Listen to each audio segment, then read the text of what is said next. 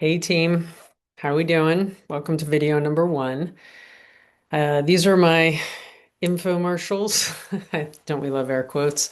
And this one today is designed to follow up on a couple of things. Number one, our time together that we spent in Chicago and Oak Brook. Is that right, Oak Brook? And then also the email that I sent last week, the beginning of July, to introduce you to some concepts regarding energy management. So we've talked about this a little bit, but today is really meant to reinforce what we talked about and also add a little bit of flavor to it. We're going to do like 15 minutes. And if you want, you can listen to it on high speed. You can listen to it again and again. I'm going to pull up some slides with some graphics, some of the same pictures that I drew when I was scribbling when we were together, some that relate to the articles that I sent, and then a couple to just help me make my point. So I'm going to share and then unshare and then share and then unshare. And one of the things that makes energy management so important is that really energy helps us do everything. Without the right energy, it's hard to strike the right tone, pace, cognition, compassion, understanding, listening, speed, everything really can be boiled down to energy, especially when we're talking about performance. Now, when we're talking about high performance, I always talk about pressure as moderating performance. So let's see. So if energy is our fuel for performance and pressure moderates performance, then we need to be thinking about how much energy pressure consumes from us. And so we'll come back to this when we talk a little bit about how to prepare when we're talking about restoring energy and also how to garner energy up before we do things.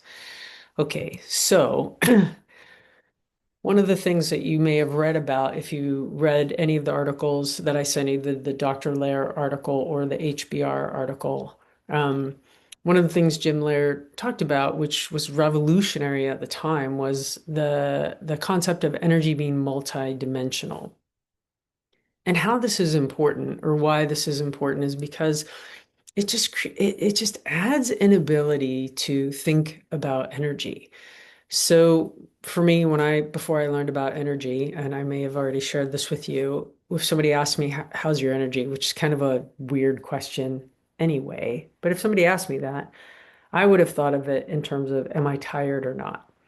And I think that's pretty common. When I learned about the different ways we can conceptualize energy, physical, emotional, mental, and spiritual, it just gave me greater facility around managing my energy. So, quickly, physical energy is at the bottom because it's really foundational and it's one of the easiest ways to think about energy. Our physical energy is what we refer to as the quantity of our energy. How much energy do we have? When we're talking about physical energy and getting energy, to me, in our culture, when we think about going and getting energy, it's physical. It's the lowest hanging fruit. Drink something, eat something, drink something, eat something, sleep, move. Those things that involve our body, the physical dimension, really creates an easy way of thinking about how much energy do we have. And it's pretty habitual for us and not a bad piece to rely on if you need some quick energy. Eating something, drinking something, breathing, resting, moving, exercising. That's what we mean by physical energy. To me, again, low hanging fruit. If you need a quick thing, you can usually find it in your physical dimension. Our emotional dimension is where we go from quantity to quality. And the difference between emotional and mental, you'll understand in a minute, but emotional is really, yes, of course, it's that feeling. And really in the emotional world, we either feel good or bad. We either feel positive or negative. We're either up or down. And that's kind of the basics of our emotional energy. The game that we play when we're thinking about emotional energy, since it's either positive or negative, is if we get stuck in a negative energy emotionally, how do we move it to something more positive?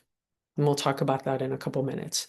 But that's how we think about the quality of energy. You can have a lot of energy, but it can also be very negative.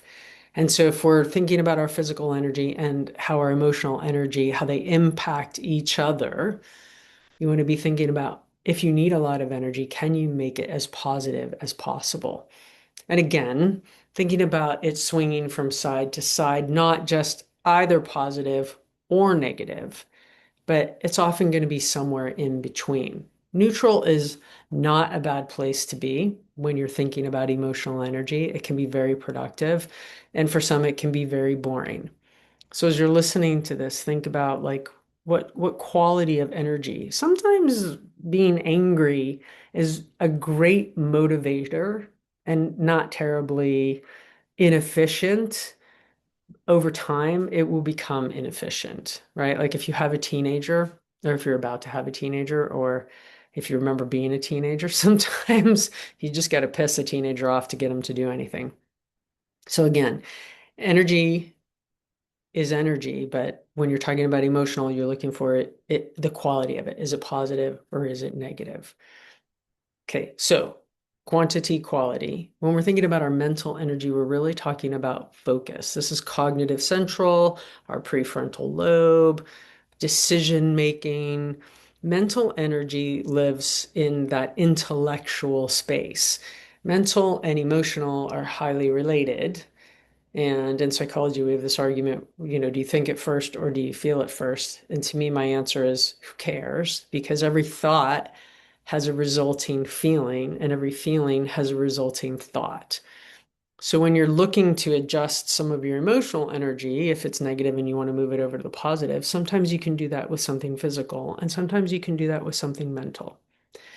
The place where we go in our mental energy that we often don't recognize is when we push our mental energy tank too low and we think we're focusing, we think we're calculating, we think we're in a good cognitive capacity, and really we're kind of churning and burning. Our mental energy retains its focus when there's enough energy to support it. So when you start to feel dull, when you start to feel distracted, when tasks take longer than normal, that means your mental energy tank is running low and we need to put something back in it. Sometimes the easiest way to restore and help your mental energy is to shift focus points. So the analogy that I like to use with this is, let's say you were standing on your left leg. So if you're sitting, you could stand up. So you think about it. You're just standing on your left leg. So you're lifting your right leg up in the air and you're just standing on your left leg. And you're firing and firing and firing all the neurons, all the muscles, all the balance, the proprioception, all of those things that keep you firing to be standing on just one leg, just your left leg, just your left leg, just your left leg. Did I mention your left leg? You're standing on your left leg for a long time. What happens? It's going to begin to fatigue. And so, what should you do? Switch legs would be the obvious answer. But what we do is we lean up against the wall, or we get a stick, or we pretend, right, or we fudge. Really, the best way to restore your mental energy is to relieve the neurons that are firing and give them a minute or two or five to cool down. Go to somewhere else, fire some neurons over here. So left leg, go to your right leg, let your left leg let those neurons recover. Then when you go back, they can feel fresher and maybe even stronger. Okay, so physical, emotional, mental, quantity, quality, focus. Spiritual is it's kind of that, well, it's called the force of our energy if we're talking in terms of the pyramid and how Dr. Lair referred to it. But really, what he meant was it was had to do with why we are here. Like what brings meaning, what brings value, what brings importance, purpose, motivation, character. Those are the things that fuel our spiritual energy.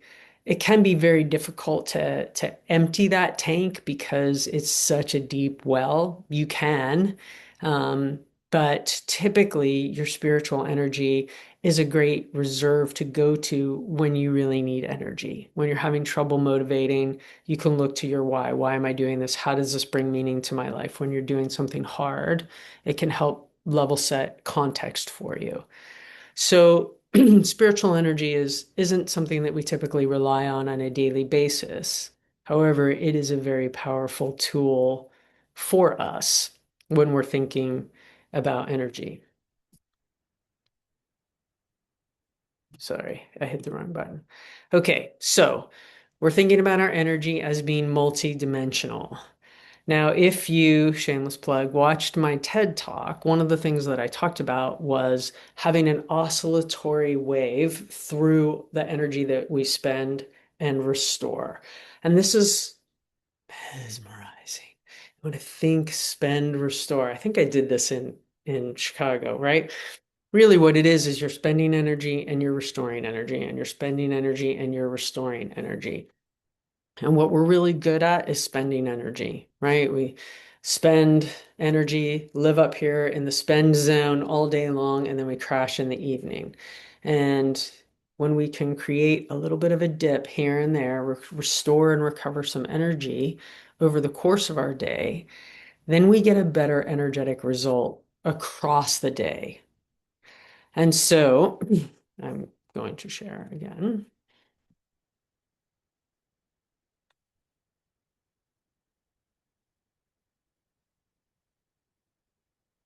Okay, here it is for you laid out. Spend, restore, spend, restore, spend, restore. The line through the middle is really like homeostasis, home base, neutral, idle, any of those terms. And I put over here, when we think about movement of this energy throughout our day, we can think about it in these ways, both physical, physical, and then psychological is really where I kind of put the emotional and the mental together. And then again, the spiritual energy. And you can think about, are you spending? What kind of energy are you spending? And then what's the best way to restore it? What kind of energy are you spending? What's the best way to restore it? What kind of energy are you spending? What's the best way to restore it? And this is incredibly static or incredibly dynamic. It's never static. So for me, sometimes I'll spend energy and then I'll like need to lay down to relax, to recover, depending on how taxing.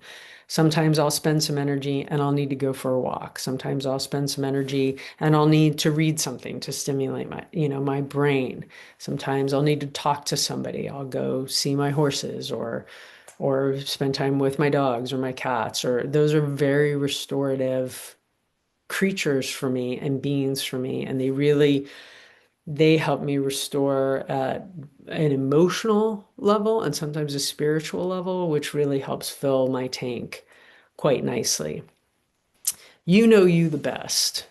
One of the things that's really important to think about with this is that it's not a one-to-one ratio. You don't need, if you spend an hour working, you don't need to spend an hour recovering. The better you get at recovery, the quicker it goes for you. Now, when you're in a heavy output, this is something that was a book that I found when I was preparing for my TED Talk, and I thought, how come nobody, like, I've never seen this anywhere. It's a really cool book, and he actually, he was a physician, and he talked a lot about the different biochemical markers with regards to this 90-20, 90-20, 90-20. Now, this is ideal, right? You're going to have a high output and then you need to recover. You have a high output and you need to recover. You've heard of circadian rhythm. He called this the ultradian. And even I've heard this ultradian rhythm referred to not very frequently, only a handful of times, other than Rossi.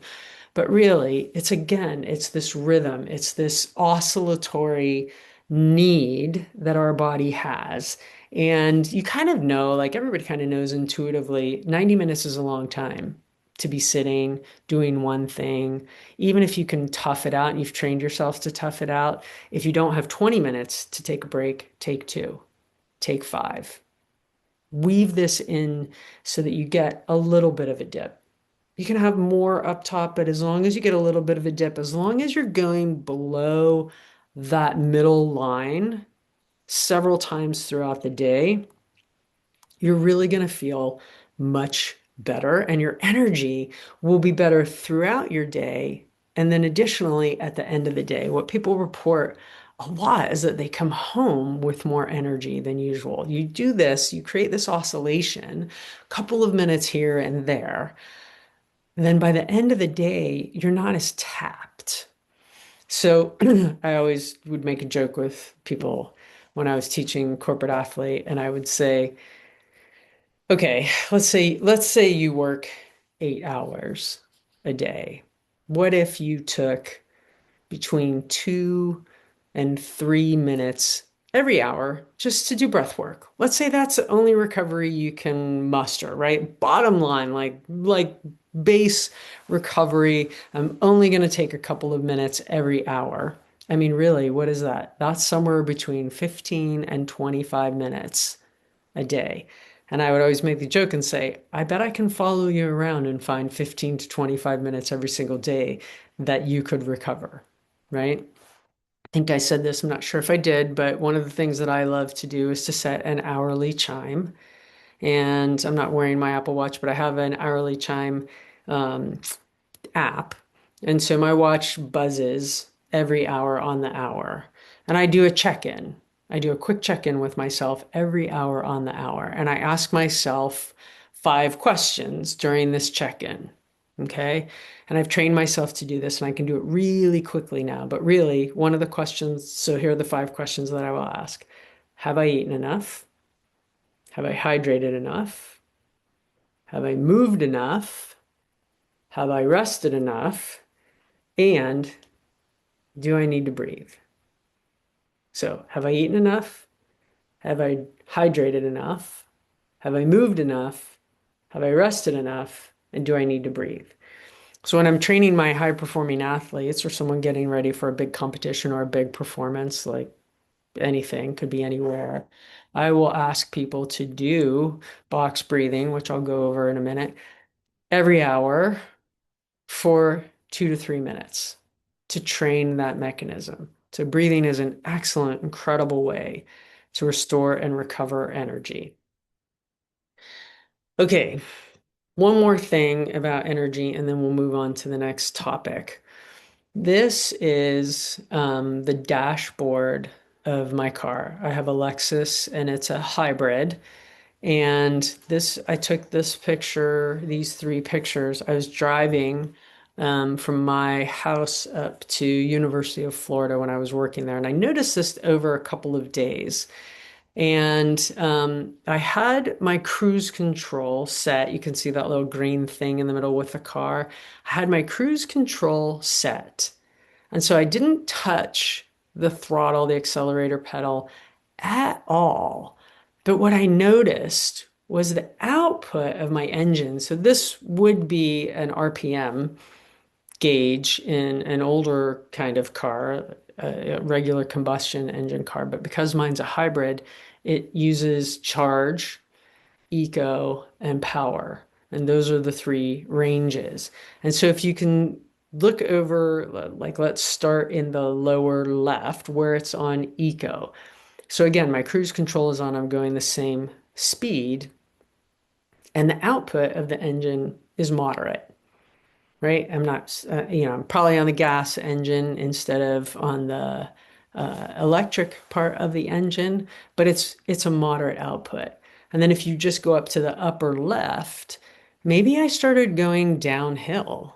Maybe there was like a slight downhill to the road that, listen, I live in Central Florida, not very hilly, but maybe there was enough of a downhill that the engine was able to back off. So again, same speed, different energetic output, which the flip side is over on the right when the gauge goes up to power. So maybe I was going uphill. Again, I was on cruise control and I had these 3 different levels of energetic output. And I thought that that was so fascinating. I hope you're finding it interesting too, but I thought it was so fascinating because it really showed me that I can go the same speed, accomplish the same types of things that I want to accomplish, and it doesn't always require every piece of my energy.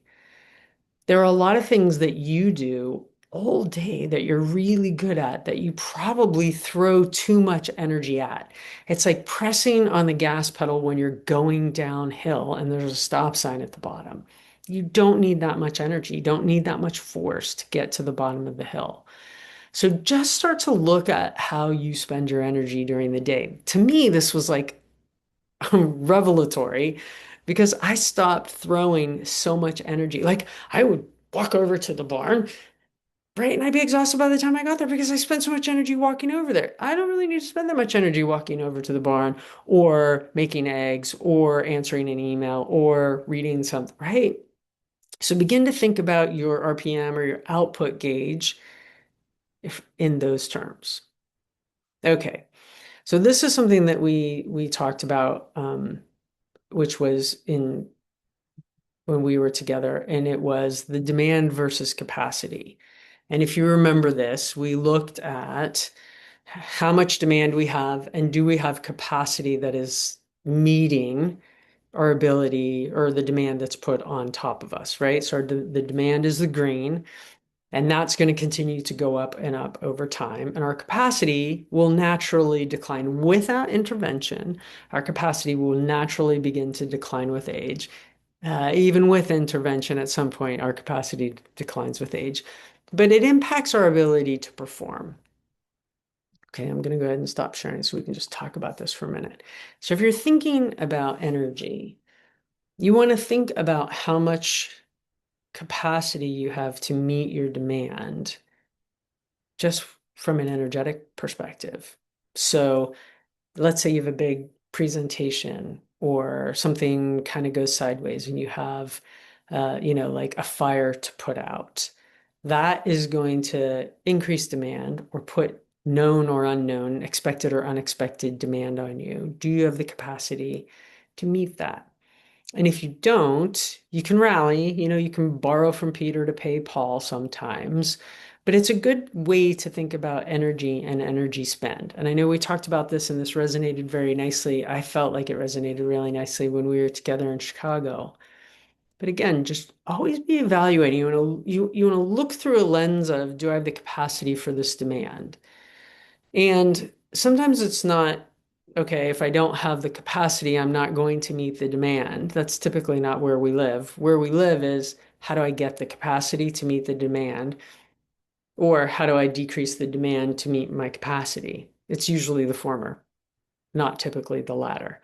But again, ways to think about how your energy lives for you. Because if you're over demanded, and under capacitated, it's going to be really hard to feel like you have the energy to not only do your job, but also to do your life. So I'm going to show you something that is a pretty cool little brain study. And obviously when you watch this, you can pause and you can read a little deeper. But it it was looking at the what parts of the brain light up and how the brain functions on EEG using those skull caps, with no breaks and then with breaks. And so red is an indicator of stress and blue is an indicator of better flow, better blood flow, better brain wave frequency, slower wave frequency. When you have a slower wave frequency, a more rhythmic wave frequency, you have better cognitive capacity. And so you can just see, even without studying this, if you're watching this, you can hit pause and read it and study it a little deeper. That you can just see how not taking a break, going straight through, right, standing on one leg over time decreases your output. And sometimes it's a slow boiling frog and you don't really realize it. So hopefully this makes sense. Okay. The last thing that I want to talk about, we talked about a little bit, and I'm going to just introduce this today, and then next time we'll dive in deeper to this, and we'll probably talk about this pretty consistently because I find this to be really important. And it's the difference between, our fight or flight and our rest and digest. Okay. I love this little graphic because I love the dinosaur, even though probably not chasing a human, but I still like the little T-Rex in there. And really, that's an indication of threat. And what threat does to our body can be very significant, and especially over time. So this is a good one because it's a little more scientifically driven. Okay, and again, you can hit pause on the play and read some of these things, but really the difference between fight or flight and rest and digest is significant with regards to the chemical composition that's going on in our body. And this is where it's really important because the chemicals that are floating around in your bloodstream have a tremendous impact on performance. Also, well-being. So we have this well-being issue that's always underneath that is reflected in how well we perform. Too much fight or flight wears the system down. It just does. Now, again, those adrenaline, epinephrine, norepinephrine, cortisol down at the bottom right, those are the chemicals that we feel. Those are the surgy chemicals that we feel, and we get lots and lots of energy from them. High energy comes from those chemicals. However, there's a couple of costs to them. The first cost is that you lose this cognitive capacity when those chemicals are surging. You cannot be on adrenaline and be in a really good brain state. There's a moderate place in the play in the kind of in between as you're starting to etch into your sympathetic nervous system. There is a performance zone where sympathetic activation still really serves you, but when you are deeply in threat, it does not serve you at all. So we need to have this balancing arm, this parasympathetic nervous system, and that's something that we work on when we work on our recovery piece. So this is something that I put together, and it's just some ways to think about how to recover your energy physically, mentally, emotionally, spiritually, and then a couple of examples. You can take a screenshot of this. I'll just email you this PowerPoint so that you have it. But really, you want to think about how do you weave this energy recovery into your day every day. The way that I like to think about energy and energy recovery is across a week.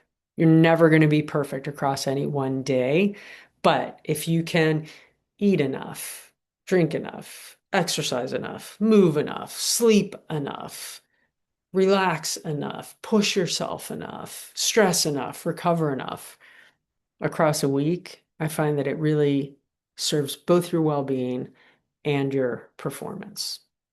Okay, so I promised you to the box breathing. I'm pretty sure we went over this together, but here is just a graphic. The box breathing is excellent for two reasons. Number one, the exhalation phase is as long or longer than the inhalation phase. And that, when we do that, that is what brings us from fight or flight back down to rest and digest. So box breathing is a beautiful way to help you recover cognitive capacity and move your system out of sympathetic back towards parasympathetic. Okay. So you breathe into the count of 4, you hold the in breath to the count of 4, you exhale to the count of 4, and you hold the exhalation to the count of 4. Now, you want to practice this when you are not under stress so that your body begins to feel the difference. The other thing you want to do is you want to do 3 minutes if you're really under stress. If you're not super stressed and you're just looking to get a little bit of energy back, a little bit of a grounding, you can do 1 minute, which would be 4 cycles. But if you get into a full sympathetic nervous system, it takes about 3 minutes of breathing to bring you back down closer to your baseline, move some of that chemical influx out and move some of the good chemicals back in and help you recover some of this cognitive capacity. So I love box breathing. If you have any questions about it, make sure you let me know. If you go online, there's a gazillion different examples of it. I think that there's even like on Spotify and on Insight Timer, if you use a meditation app, it's everywhere. It's very popular and for a good reason. So first thing I mentioned, the exhalation is longer than or as long or longer than the inhalation. That's what helps calm us down. Second thing is that you're counting, which is a fantastic distraction. Now, last piece about energy and energy management is sleep. If you're not sleeping well, make sure you talk to me about it so I can help you. Fixing sleep can take time, but these are kind of the, like they call this best sleep hygiene practices, and you really want to do the best that you can. If you can only pick one of these, it's routine. It is the consistency of going to sleep and waking up at the same time. They find that to be the number one indicator of sleep hygiene and sleep health. It helps recovery. And we will continue to talk about sleep for sure. Okay, so a lot of information in a short period of time. I think this ended up being much longer than 15 minutes, so I apologize for that. But write down any questions you have, email me any questions, and I will see you in the next one.